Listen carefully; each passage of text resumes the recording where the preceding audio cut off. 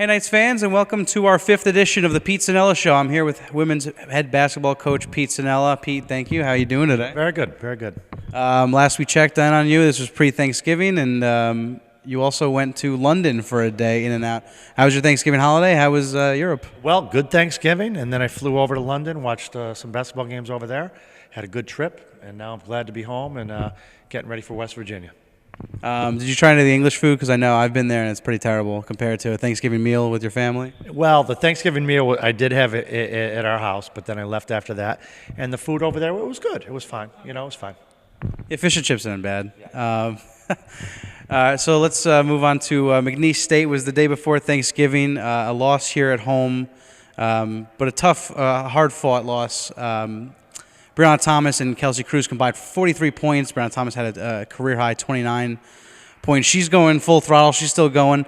Do you think Kelsey Cruz is where she wants to be right now? She's going in the low teens, but has been a little bit inefficient here and there. Do you see her improving as things go on? Well, with Kelsey Cruz, I think she's going to pick it up coming up here.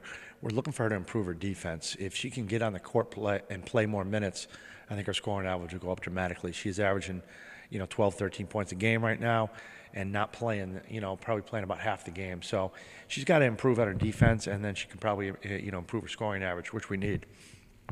Coming off the McNeese State, you've now had a full week. You travel to West Virginia coming up, but you've had this time to, obviously the players went home to their families, but what are you looking to focus on in practice this week in preparation for West Virginia? Well, one of the things we're trying to improve on is the execution of our offenses. We've struggled with that, so we changed a few things that we did. We really focused on defense for a couple of weeks. We need to improve our offensive execution. We also have to find a way to do a better job of rebounding. So we have a whole week here, and we're going to work on those two things. Now, the rebounding you say you need to work on, and you said that at the beginning of the season too. There were some flashes of that. A couple games where you're over 45 rebounds as a team, but a couple times it dips back down. What do you see as the inconsistency? What's the problem there? Well, the one game that we won was against Columbia. We grabbed a lot of defensive rebounds, 31. The other games we struggled on that. And in this past game at McNeese State, they had 21 offensive rebounds, and we only had 20 defensive rebounds. So they got half of their misses, and that's a very bad percentage. So we've got to improve our defensive rebounding, which can also help our fast breaks. And I mean, even if you cut that offensive rebounding total in half, it was a 7-point loss. You could make a totally closer game. So West Virginia is coming up on December 7th, traveling down to Morgantown. Can you give us a little brief scouting report on West Virginia? West Virginia is a top 25 level program. They're consistently in the NCAA tournament.